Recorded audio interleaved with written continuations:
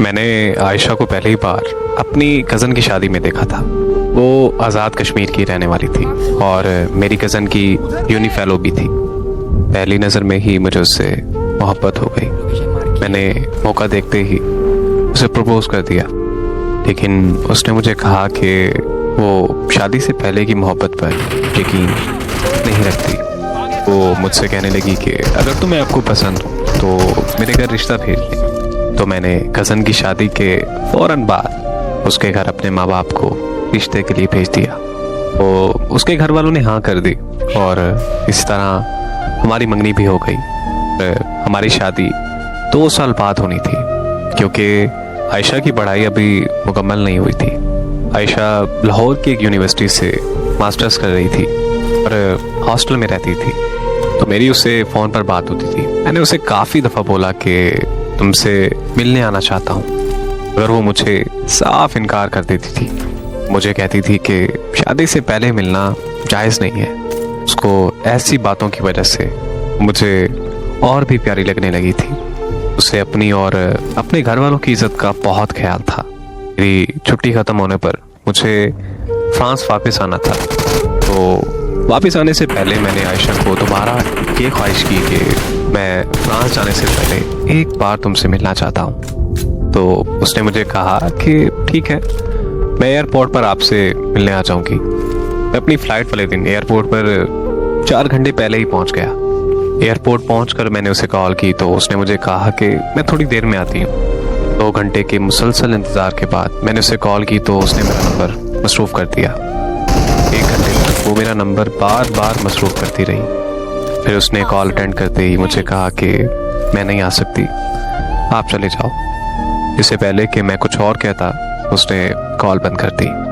तब मैंने दोबारा कॉल की तो उसका नंबर बंद जाने लगा। मुझे कुछ समझ नहीं आ रहा था कि आखिर वो ऐसा क्यों कर रही है। इतने में मेरी फ़्लाइट का वक्त हो गया और मैं उससे बगैर मिले फ्रांस आ गया। हाँ, आकर मैंने उसे कॉल की तो उसका नंबर फिर से बंद जा रहा था। मैं उसके घर कॉल करने ही वाला था कि मेरे घर से कॉल आ गई। मुझे मेरी अम्मी ने बताया कि आयशा के घर वाले हमारे घर आकर तुम्हारा रिश्ता तोड़ गए हैं। ये सुनकर मेरे पांव तले ज़मीन निकल गई। अम्मी ने मज़ीद मुझे बताया कि आयशा के घर वाले ये कह रहे थे कि ये रिश्ता हमारी बेटी को मंजूर नहीं, इसलिए हम ये रिश्ता यहीं ख़त्म करते हैं। मैंने अम्मी की कॉल बंद की और आयशा के घर कॉल की तो उनका नंबर भी बंद जा रहा था। कि लाख कोशिशों के बावजूद भी मेरा राब्ता आयशा और की फैमिली से नहीं हुआ तो मैं फिर से छुट्टी लेकर पाकिस्तान वापस आ गया। वहाँ पहुँचते ही आयशा के घर आज़ाद कश्मीर चला गया।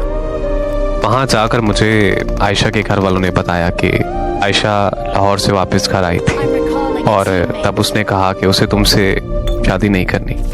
हमने उससे वजह भी पूछी थी, मगर उसने कहा कि मैं जहर खाकर मर जाऊंगी लेकिन वहाँ शादी नहीं करूंगी, इसलिए हमने आप लोगों के साथ रिश्ता तोड़ दिया।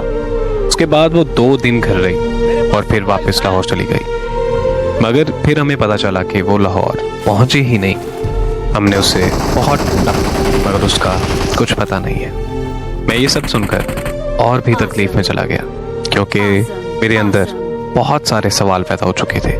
क्योंकि आखिर उस दिन वो एयरपोर्ट पर क्यों नहीं आई और फिर उसने अचानक मुझसे मंगनी क्यों तोड़ी और अब अचानक कहाँ गायब हो गई है। मैं अपने इन्हीं सवालों के जवाब जानने के लिए अपनी कज़न से मिलने लाहौर चला गया, जो उसकी बेस्ट फ्रेंड हुआ करती थी और आयशा की यूनिवर्सिटी फेलो भी रह चुकी थी। मेरी कज़न ने मुझे बताया कि आयशा यूनिवर्सिटी में एक लड़के से बहुत ज़्यादा प्यार करती है, मगर वो लड़का आयशा के साथ मुखलिस नहीं था।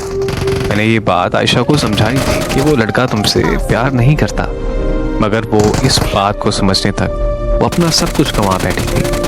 प्रेग्नेंट होने का सुनकर उस लड़के ने आयशा को छोड़ दिया।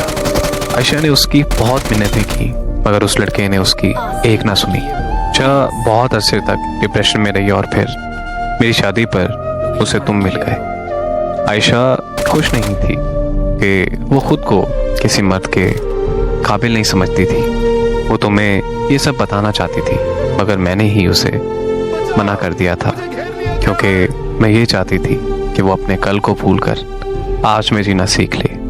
अपनी कज़न से आयशा के बारे में सुनकर मुझे बहुत दुख हुआ। पर अफसोस इस बात का था कि मेरी कज़न को भी नहीं पता था कि अब आयशा ने ऐसा क्यों किया और वो कहाँ है। मेरी कज़न से मुलाकात के बाद मेरे अंदर की बेचैनी और ज़्यादा बढ़ने लगी थी। मैं अपने घर आया तो पता चला कि लोग तरह तरह की बातें कर रहे हैं। सबने मान लिया था कि आयशा किसी लड़के के साथ भाग गई है, मगर मेरा दिल ये मानने के लिए तैयार था ही नहीं, क्योंकि वो हमेशा अपनी फैमिली की इज्जत को लेकर बहुत ज़्यादा फिक्रमंद रहती थी।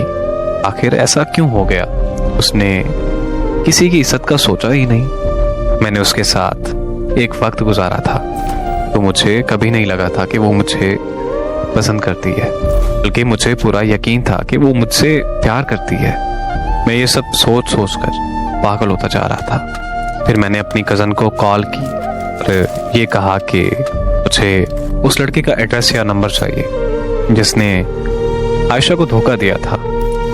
मगर मेरी कज़न ने मेरी फ़ौरन कॉल काट दी और फिर मेरी कज़न ने थोड़ी देर बाद मुझे कॉल करके अपने घर बुलाया। मैं अपनी कज़न के घर लाहौर गया था। हाँ, आयशा भी मौजूद थी।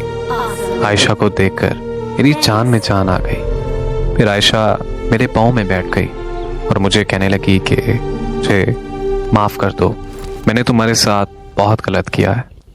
मैंने उसे फ़ौरन चुप करवाया और तसल्ली दी और फिर बाद में ये पूछा कि मुझे बताओ कि आखिर हुआ क्या है। तो वो कहने लगी कि तुम्हारी कज़न ने तुम्हें सब बताया होगा। मैं उस लड़के से बहुत ज़्यादा प्यार करती थी, मगर उस लड़के ने मुझे धोखा दे दिया, मेरा इस्तेमाल करके मुझे छोड़ दिया।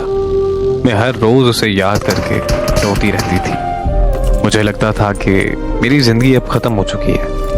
फिर पता नहीं तुम कहाँ से मेरी ज़िंदगी में आ गए। मुझे इज़्ज़त दी, मुझे बहुत सारा प्यार दिया, मुझे जीना सिखाया। हमारी मंगनी के बाद मैं भी तुमसे मिलना चाहती थी, मगर मुझे लगता था कि अगर मैं तुमसे शादी से पहले मिलूंगी तो तुम भी मुझे उसकी तरह इस्तेमाल करके छोड़ दोगे। मैं मानती हूँ कि तुम्हें लेकर ये सोच मेरी गलत थी। मेरे साथ जो हुआ उसके बाद मेरे अंदर एक खौफ सा तारी हो गया था। मैं तुमसे मिलने के लिए एयरपोर्ट आ रही थी कि अचानक उस लड़के की कॉल आ गई। वो मुझसे मिलना चाहता था, मगर मैं खुद को रोक नहीं पाई। मैं जब उससे मिली तो वो मुझसे माफ़िया मांगने लगा। मैंने उसे माफ़ कर दिया और फिर तुमसे मंगनी तोड़कर मैंने उसे शादी कर ली। मैं घर से भागना नहीं चाहती थी, मगर मुझे ये भी पता था कि मेरे घर वाले नहीं मानेंगे, क्योंकि लड़के का फ़िरका अहले तशय्युअ था, जबकि हम अहले सुन्नत जमात से थे। आयशा की ये सारी दास्तां सुनकर मेरे पास कहने को कुछ नहीं बचा था। वहाँ से निकलते वक्त आयशा ने हाथ जोड़कर दरख्वास्त की कि मैं कभी किसी से उससे होने वाली मुलाकात का जिक्र नहीं करूं। आयशा से मिलकर मुझे इश्क से और आयशा से बेहद नफरत हो गई थी। फिर मैंने 1 महीने के अंदर घर वालों की मर्ज़ी से शादी कर ली और अपनी बीवी को लेकर फ्रांस वापस आ गया। मगर मुझे अंदाज़ा नहीं था कि जिस मोहब्बत का मैं इख्तिताम कर आया हूँ उस मोहब्बत का अंजाम अभी बाकी है। 3 महीने बाद मेरी कज़न की कॉल आई और उसने कहा कि आयशा तुमसे बात करना चाहती है, मगर मैंने अपनी कज़न से यह कहकर कॉल बंद कर दी कि मुझे अब उससे कोई बात नहीं करनी। अगले दिन फिर कज़न की कॉल आ गई और उसने कहा कि मैं उसकी ये कॉल सुनते ही पाकिस्तान के लिए रवाना हो गया। कज़न ने मुझे कॉल करके बताया कि ये सच है कि आयशा की ज़िंदगी में एक लड़का आया था जो आयशा को प्रेग्नेंट कर छोड़ गया था, मगर वो लड़का आयशा की ज़िंदगी में दोबारा कभी नहीं आया, बल्कि जिस दिन आयशा ने तुमसे मिलने एयरपोर्ट पर आना था उसी दिन आयशा को पता चला कि उसे कैंसर है और उसकी कैंसर की आखिरी स्टेज चल रही है। उस दिन मैं आयशा के साथ ही थी। वो बहुत रोई, मगर अपने लिए नहीं, तुम्हारे लिए, क्योंकि वो जानती थी कि तुम उसकी मौत का सदमा बर्दाश्त नहीं कर पाओगे। आयशा को कैंसर अबॉर्शन ठीक ना होने की वजह से हुआ था। अबॉर्शन के बारे में किसी को पता ना चले, वो सब कुछ छोड़कर मेरे घर आकर रहने लगी। और तुमसे आयशा ने सच इस वजह से छुपाया कि तुम्हारी ज़िंदगी ख़राब ना हो। वो इस बात पर बहुत रोई है कि तुम उसे आखिरत में भी नहीं मिल सकोगे, क्योंकि वो खुद को दोज़ख का हकदार समझती है। मेरी कज़न ने मुझे बताया कि मैं ये सब तुम्हें बताना चाहती थी, मगर उसने कहा था कि जिस दिन तुमने किसी को कुछ बताया कि उसी दिन मैं तुम्हारा घर छोड़कर चली जाऊंगी। लेकिन अब वो अस्पताल में अपनी ज़िंदगी की आखिरी सांसें ले रही है। शायद अब उसके घर वापस आने की उम्मीद भी ख़त्म हो गई है। इसीलिए मैंने आज सबको सच बता दिया। तुम्हें इसलिए बता रही हूँ कि वो तुम्हारा नाम बार बार ले रही है। हो सके तो उसके जाने से पहले उससे आकर एक बार मिल लो। इसीलिए मैं फ़ौरन पाकिस्तान के लिए निकल पड़ा था, मगर अफसोस कि मैं उसका आखिरी दीदार नहीं कर सका, क्योंकि मेरे पहुंचने से पहले उसे दफना दिया गया था।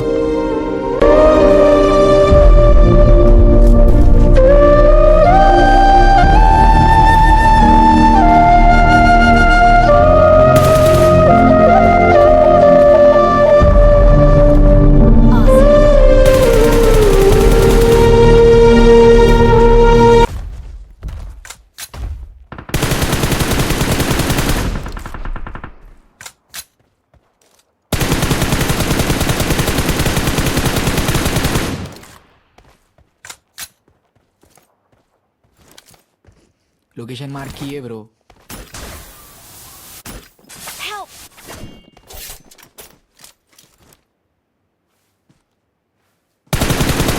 लोकेशन मार्क की है ब्रो।